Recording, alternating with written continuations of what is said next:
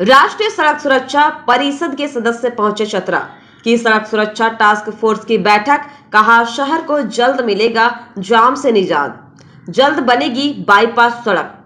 राष्ट्रीय सड़क सुरक्षा परिषद सड़क परिवहन और राजमार्ग मंत्रालय भारत सरकार नई दिल्ली के सदस्य रविंद्र तिवारी चतरा पहुंचे। इस क्रम में उन्होंने परिषदन भवन में जिले के अधिकारियों के साथ सड़क सुरक्षा टास्क फोर्स की बैठक की।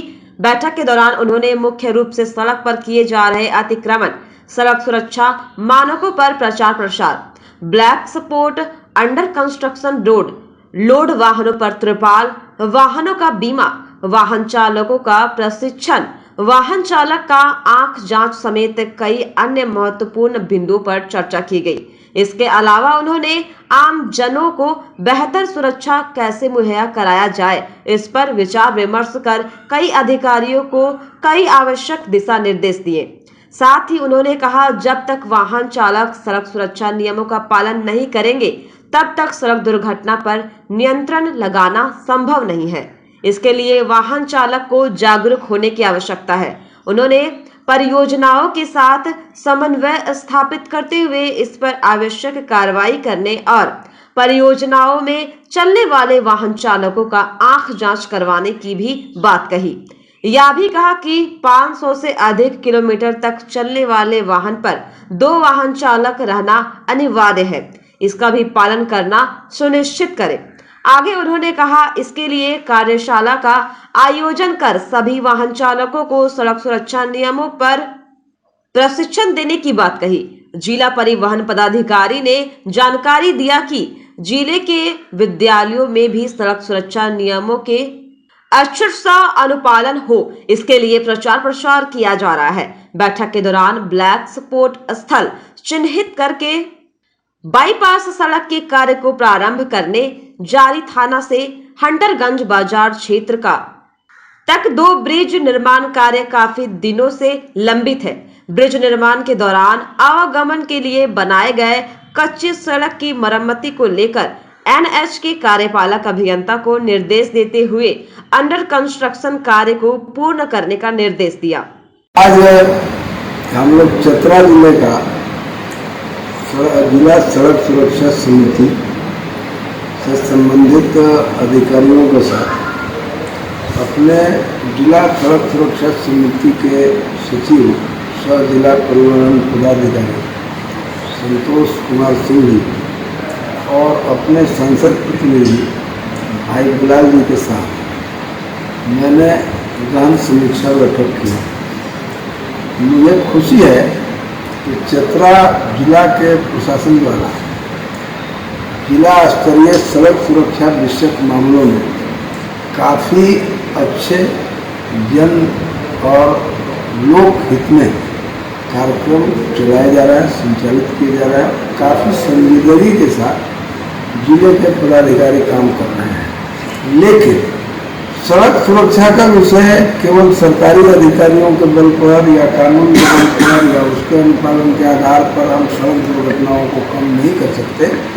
क्योंकि सड़क दुर्घटनाओं का लगभग 90% अनुपात मानवीय भूल उसका प्रमुख कारण होता है। यानी कि मुझे लगता है कि सड़क सुरक्षा में सड़क दुर्घटनाओं को कम करने के लिए हमें आम लोगों को जागरूक करने का काम ज़्यादा करना चाहिए। साथ ही जो चालक हैं उनको प्रशिक्षित करने की जरूरत है। उनको आँख नज़र के दोष का ऑपरेशन जांच वगैरह कराकर चश्मा वगैरह बांटने का काम थोड़ा तेज़ी से करना। इसी के लिए चतरा जिले का जो माइनिंग करने वाली कंपनियां हैं, लोगों से लेकर के सारी कंपनियां, उनके भी वरीय अधिकारियों को हम लोगों ने बुलाया था और उनसे हमने कहा है कि अपने फंड में जो क्षेत्रीय विकास के फंड आते हैं उससे आप सड़क सुरक्षा विषयक कार्यक्रमों में यहाँ के जिला प्रशासन को सहयोग करें और साथ में मिलकर काम करें, ताकि आम लोगों को हम सड़क दुर्घटनाओं के होने वाले नुकसान से बचा सकें, उनमें जागरूक कर सकें। साथ ही चतरा का जो प्रमुख समस्या जाम का है, उस पर यहाँ के नगर परिषद के पदाधिकारी, कार्यपालक पदाधिकारी और संबंधित ट्रैफिक के पुलिस अधिकारी, डीएसपी और सभी अधिकारियों के साथ हम लोगों ने एक निर्देश जारी किया है कि आप यहाँ मल्टीपर्पज़ कार पार्किंग बनाने का प्रस्ताव भेजिए, हम लोग इस पर विचार करेंगे, काम कराएंगे, जिससे ये जाम का तक हम राहत दे सकें। साथ ही जो हमारा बहुप्रतीक्षित योजना है चतरा बाईपास, उसका हमने देखा तो बहुत जल्दी टेंडर फाइनल होने की संभवतः कल स्थिति है, तो यानी कि हम लोग बाईपास का भी काम बहुत जल्दी लगाएंगे।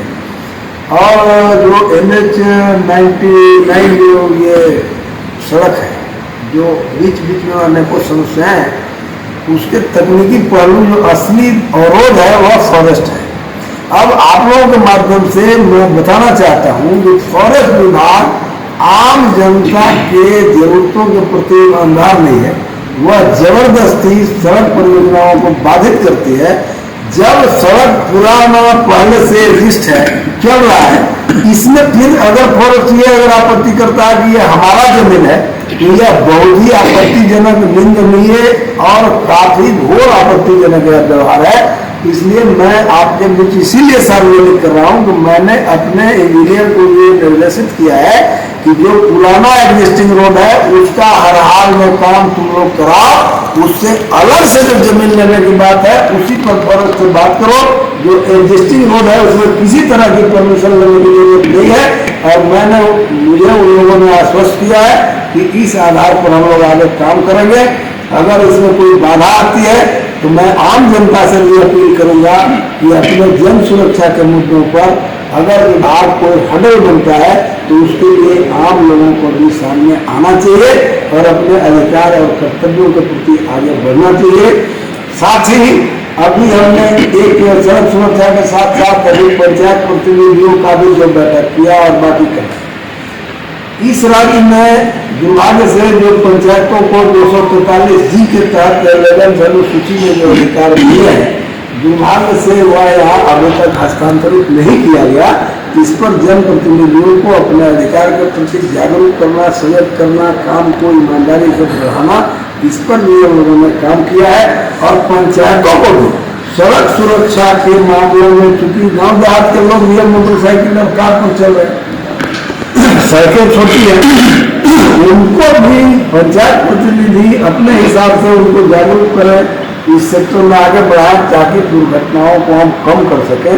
और अगर दुर्भाग्य से दुर्घटना हो जाती है तो आप लोगों के माध्यम से मैं अपील करूंगा कि दुर्घटनाग्रस्त जो भी व्यक्ति हो, मरीज हो, उसको स्थिति हो तो तत्काल हॉस्पिटल पहुंचाने में, उसको इलाज कराने में, उसकी सुविधा में आप जिला प्रशासन से सहयोग करके उसको तत्काल कराएं। और हिट एंड रन और अन्य मुआवजों का भुगतान जो हडल्स हैं, जो अभी हमने देखा है कि 2 लाख का मुआवजा के लिए यहाँ से अनुशंसा किया जा रहा है, लेकिन शायद मुंबई से इन लोग को मिल रहा है।